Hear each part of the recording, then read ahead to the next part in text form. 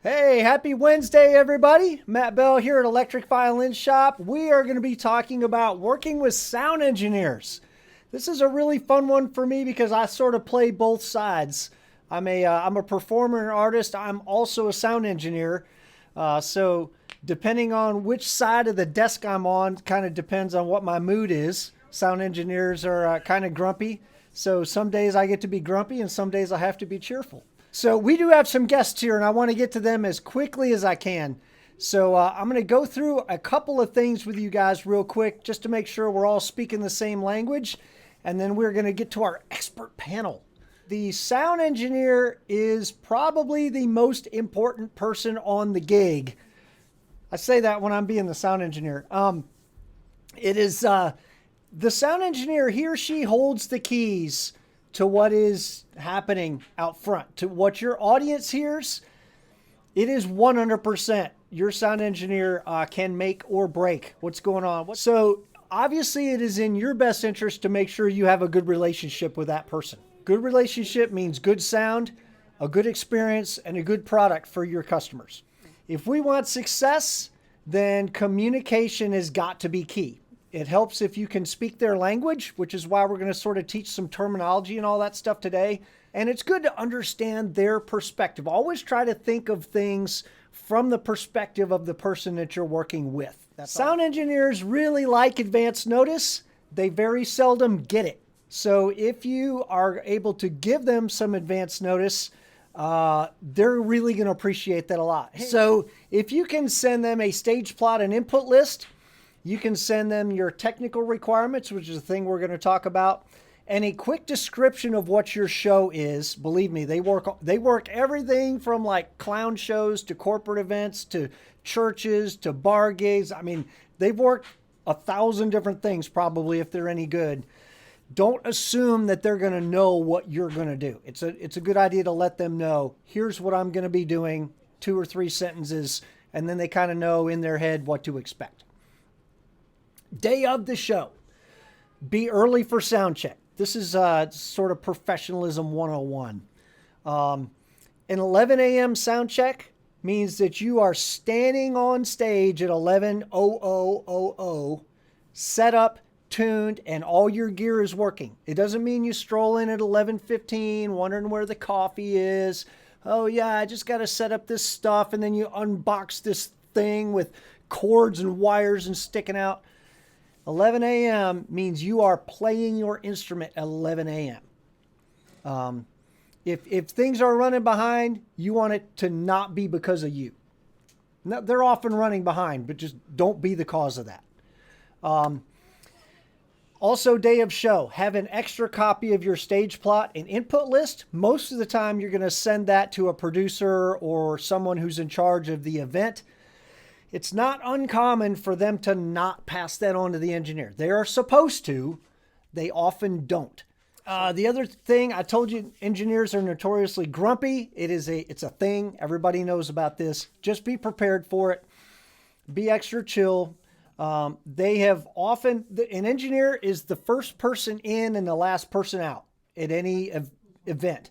So if you're doing a Thursday event, chances are they were working somewhere Wednesday night, and they had to load all that out Wednesday night. They got home in the middle of the night, got to a hotel. They were up at 3 o'clock to start loading in here. They probably had a late night and an early morning. Just treat them the way you'd want to be treated if you have already been at work for 5 hours and people are just kind of strolling in. During your sound check, if you have an amp and it's making sound on stage, make sure it's working. Play for a second, make sure it's working, and then stop. Stop playing. Noodling is incredibly annoying. Chances are the engineer's trying to get some work done, and you're over there screely-dee-lee-dee-lee-dee. You're gonna be on their B list before anything even starts. If you're using in-ears, put your in-ears in, turn your pack up. Don't let your ears get blown out by anything. Turn it up just enough to see if there's anything coming through. A lot of times the engineer's going to have a talk back. They will be issuing instructions through the talkback. So have your ears in and up loud enough that you can hear them talking. Stay next to your stuff. Stay on stage. Keep your instrument in your hand. Stay ready to play. They're probably trying to crank through these instruments, get a sound check as fast as they can. When it's your turn, blast them as hard as you can. Play the loudest sound you've got, as loud as you can play it. They're checking for peak levels. If you're kind of holding back, I'm doing the sound check sandbag because I don't trust the engineer to get me up, they're going to try to set your gains. And if you start playing and it's twice as loud as that, everything's going to clip and he's going to turn you pretty much all the way off.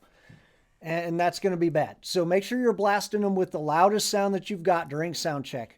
Make sure they know exactly what you're going to do. Hey, I'm going to stop here. I'm going to talk for a minute. I'm going to do this. I'm going to do that.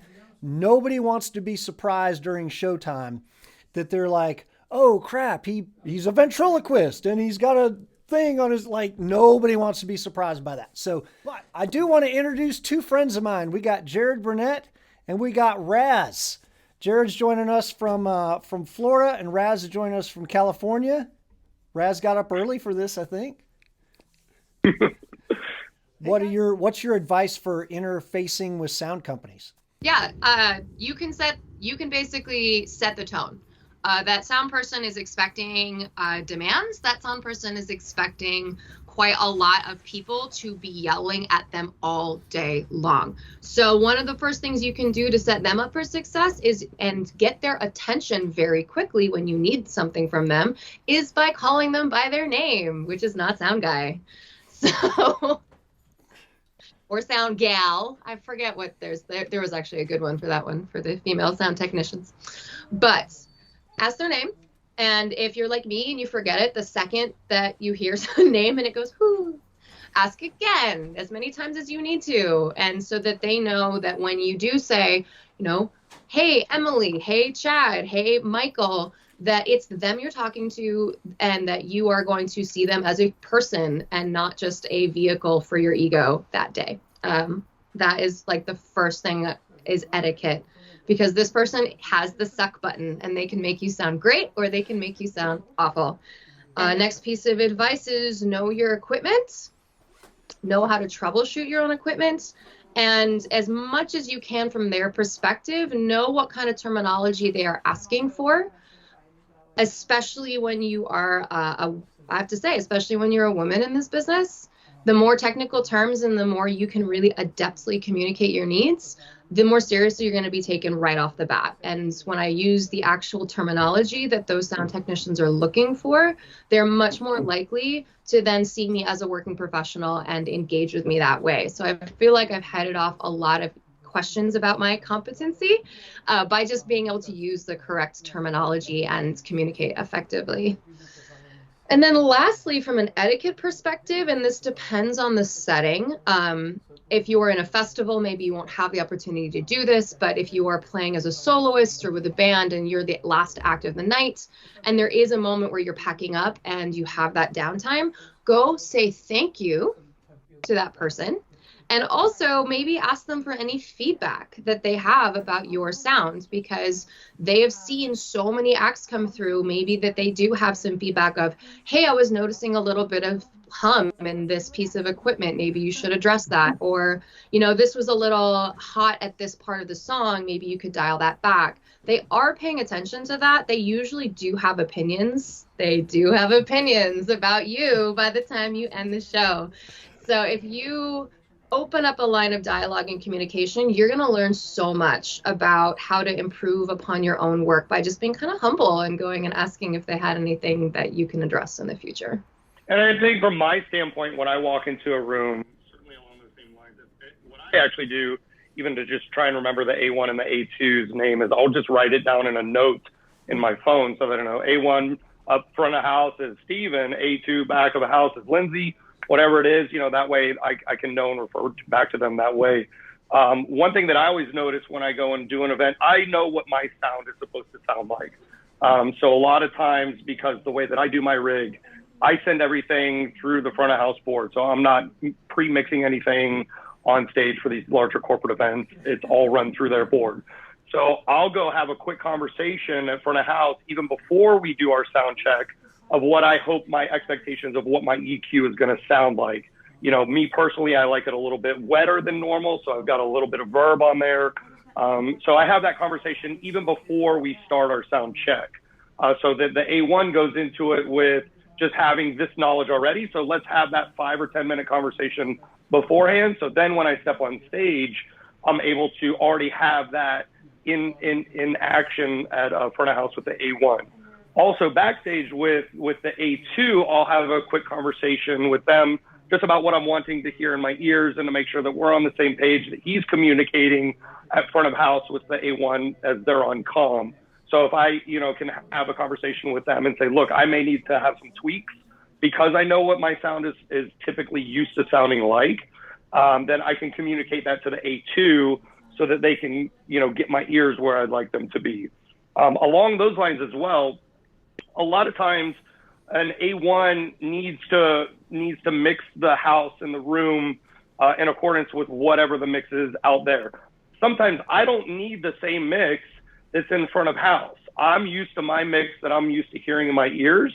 So I can have that conversation with the A1 and say, look, this is what I want in my ears. Let's do this pre-fader so we can have everything that I'm used to hearing in my ears, and you can mix it however you want in the front of house. So that makes it sometimes easier too, so that then there aren't major adjustments happening in front of house that are affecting my ears. And that just gives me a better experience on stage as a performer.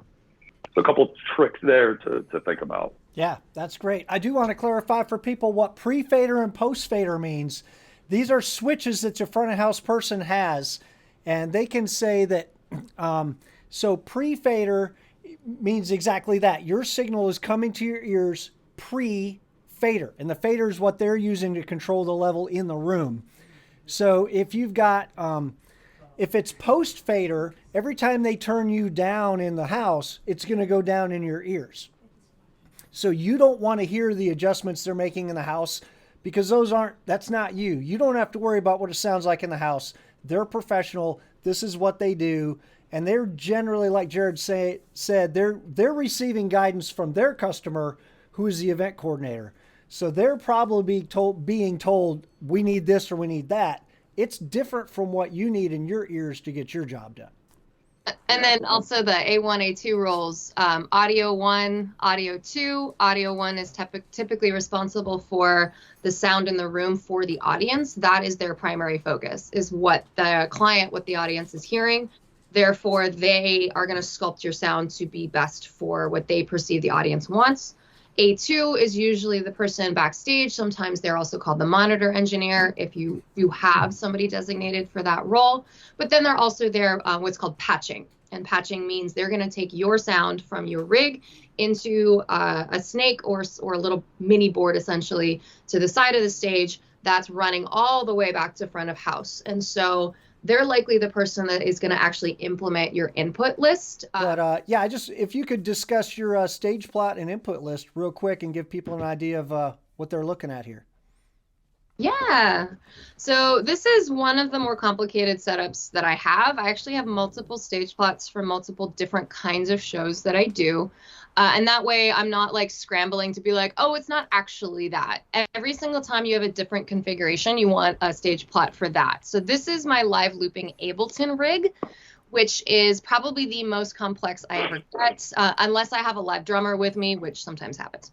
But this is basically showing the audio engineer the options that they have for inputs. And that's why you'll see in the middle column to the left, that double asterisk, tracks can be summed down to stereo, left, right, main, out, or grouped as needed, meaning that you can have all of these things separated, but I'm not going to make you deal with that if you're just like, ain't nobody got time for that. So input list, these are all of the possible options. And I tell people that they can also have stereo or mono. So I've got everything arrayed to the back in this particular setup, as you can see. And that is just so that the technician knows that I'm really not asking for anything to be placed on the stage. Everything is upstage and I am downstage because I want a lot of space to move around. And I basically want them to know that I'm working off of this could even be in the wings, but I usually just put it upstage so that the engineer knows that I'm not really messing with too much stuff during the show, but I definitely want power close to my station. That's why I put a little power thing there. Like, please put power here. And that's something that we don't think about a whole lot that needs to be in your stage plot is power drops. Where do you actually need power to be located on the stage? so that you can plug in your pedal board, you can plug in your equipment. So do not forget in your stage plot to place your power drops. Well, there's a lot of other pieces too. You know, Jared, I've seen your rider, and it talks a lot about what your technical needs are. It also talks about communication. If you've got questions for me, these are the people on my team that you'd be reaching out to for various things. This is the gear that I'm working with. By the way, you're going to have to feed me. You know, there's all these kind of considerations that are nice to have, right? I don't need the yellow Skittles and the green Skittles and the whole thing.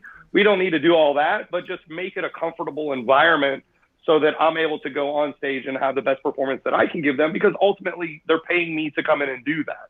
So I want to be in a comfortable scenario and an environment to be able to give them that type of a performance that they're paying for. So handling a lot of those things on the front end just makes it so much easier. And then, you know, in terms of travel, then I know that I don't have to fly with extra cables, or I don't need to fly with a different amount of gear to know that it's all preset at the venue, alleviate some stress on my end before I even pack my suitcase if it's a travel flight or something like that. If I know what my sound is supposed to sound like, if I've got a generic sound AV company that's just setting up a PA for me, they're not going to know how I want to mix that. So I don't want to give them tracks. I don't want to give them my violin and say, you guys mix it, let me mix it and send it to you. And ultimately what that does is it makes their day even easier, because they're like, yes, I don't have to worry about loading tracks into the playback. You're not having to cue the tracks. I'm doing all that for them on the stage and just sending them a feed of what I know it's supposed to sound like. So if I'm using my own rig like that, but still sending it to their PA system, I'm going to have backups of every single cable if I need it, XLRs, quarter inches out of my pedal board, whatever, so that if something unforeseeable does happen, I'm prepared on my end, so that I don't have to go to that production company and say, hey, I need an extra XLR, I need an extra quarter inch. It just makes me look a little less professional if I haven't prepared myself walking into the room knowing what I would need for my rig. Here's another question for you. What sort of discussions do you generally have with sound people about EQ or compression or either one of those things? And then obviously what kind of terminology are you guys using?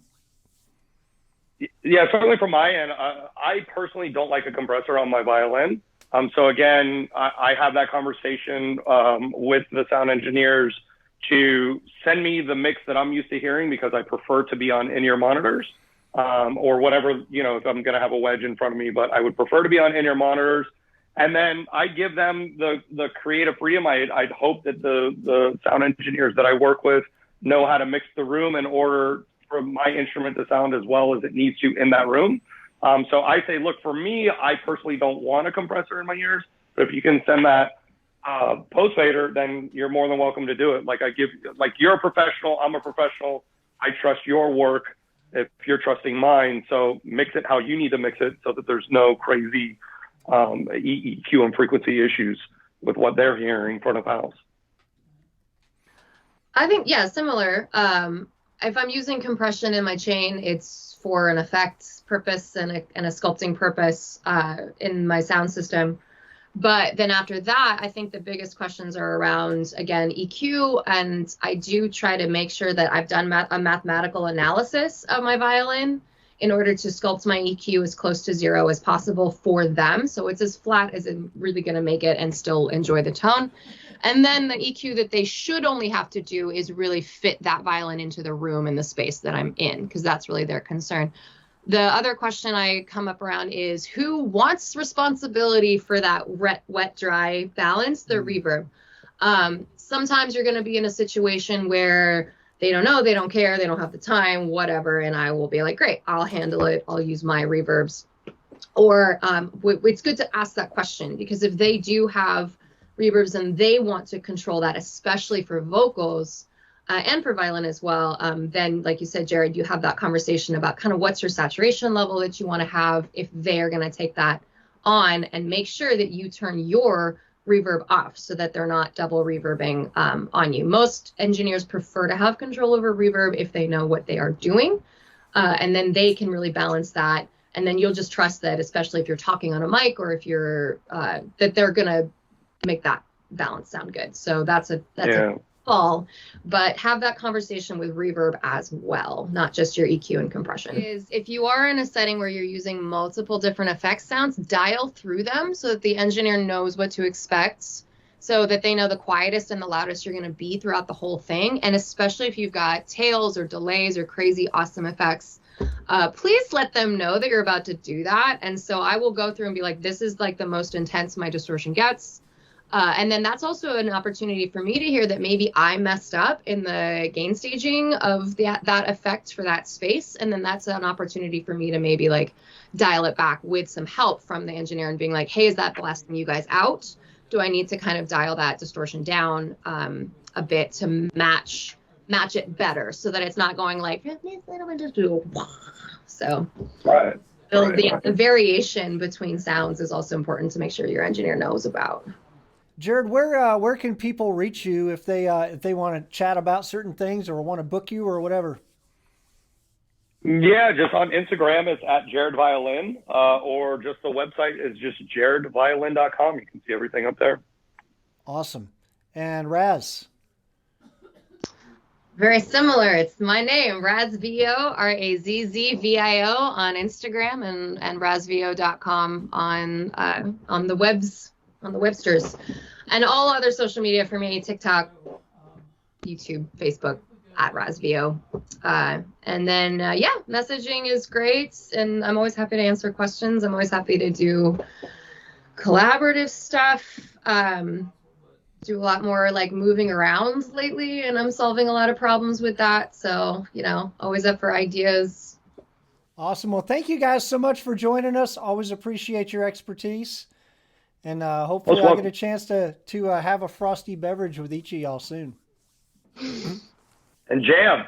Yeah, absolutely. Woo woo.